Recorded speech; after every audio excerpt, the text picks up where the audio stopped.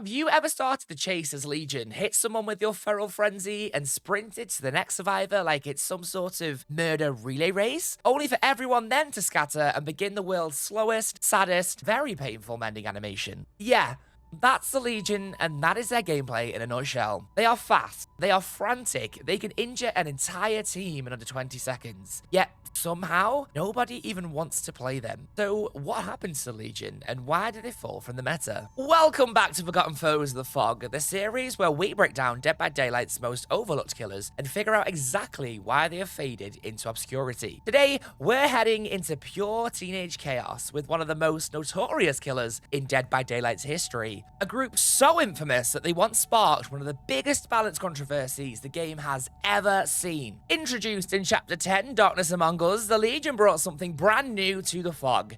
Raw, aggressive mobility, and a power that built entirely around hitting survivors, not just chasing them. Their power, Feral Frenzy, can sprint at high speed, vault pallets, ignore collision, and chain hit the survivors to spread the deep wound status effect across the entire team. Every hit extends your frenzy, rewarding map knowledge and very fast decision making. However, frenzy can down survivors, but it's very hard to do. Once it ends, Legion is essentially just a killer with a knife. No teleports, no ranged attacks, no map control, just raw M1 pressure. It's a very simple design. It's frantic, it's chaotic, and on paper, it sounds like non-stop action. But when you actually play them, the picture becomes a little bit more complicated. Firstly, when you play against the Legion, you are basically playing the Mending Simulator. Let's start with the obvious. Deep wound status effect is boring. Not for Legion, but for the survivors. Every time you hit someone with your Feral Frenzy, they are forced to stop what they are doing and mend.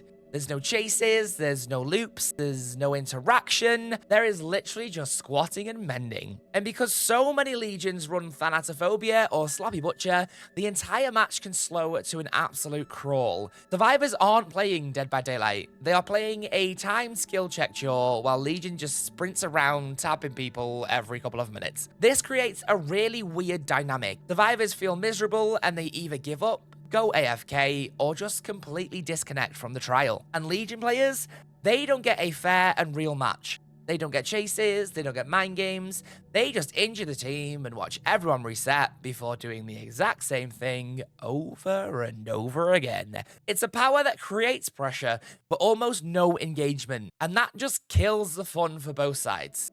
Secondly, we expand slightly on the previous point with the high disconnection rate. If there's one killer that makes survivors instantly Alt F4 from Dead by Daylight, it is the Legion. And it's not even because Legion is strong.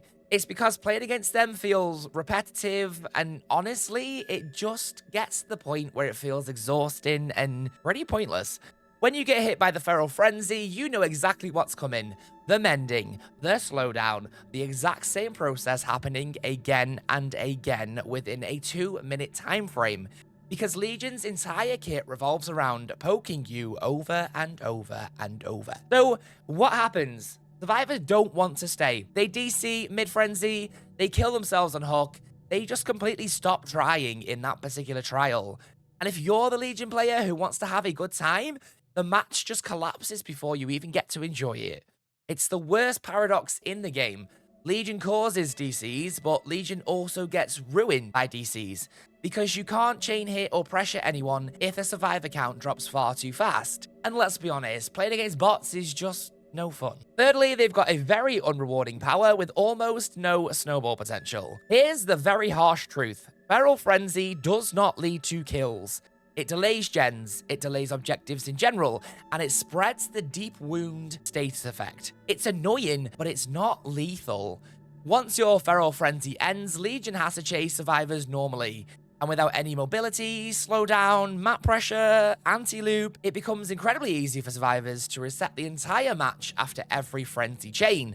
And that is why we see the pattern of Feral Frenzy every couple of minutes. Injuring the whole team looks powerful, but it rarely translates into hooks. Meanwhile, there's killers with very similar powers like Blight or Nurse that get real hits, real downs, and real snowball potential from their mobility. Legion, on the other hand, might hit 4 survivors and still walk away with 0 map control because the pressure just disappears the moment everyone finishes mending.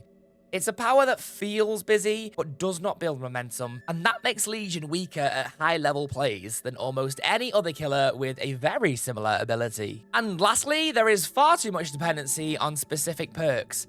Legion is one of those killers who practically requires a very specific perk loadout just to function. Thanatophobia, Sloppy Butcher, Discordance, Dying Light, the list goes on, and they are not really optional perks. They're baked into how Legion creates pressure. Without them, Feral Frenzy hits barely matter. Survivors mend in seconds, and Legion loses the only thing keeping them in the game. And because their base kit offers no slowdown, no chase enhancement, and their snowball potential is limited, Legion players are locked into the same 3 to 4 perk combinations every single match. When a killer relies this heavily on perks just to feel playable, it makes the power feel outdated, and it makes the gameplay somewhat miserable. And players eventually drop them for killers who get you much more value for much less effort. So, is the Legion actually a bad killer? Here's a twist. They aren't actually that weak. It really depends on the player and their style. In the right hands, they can apply constant pressure, shut down coordinated teams, and overwhelm solo queue players who do not communicate. A good Legion player knows how to route their frenzy paths, predict survivor positions, and use map layouts to chain hit the entire team before they even realize what is happening to them. And while they're not a killer built for snowballing, they excel at slowing the game to a crawl. Forcing mistakes, spreading panic, and controlling the pace on their terms is the best way that you can play the Legion. The problem is not the Legion's strength, it's the experience and it's the player themselves.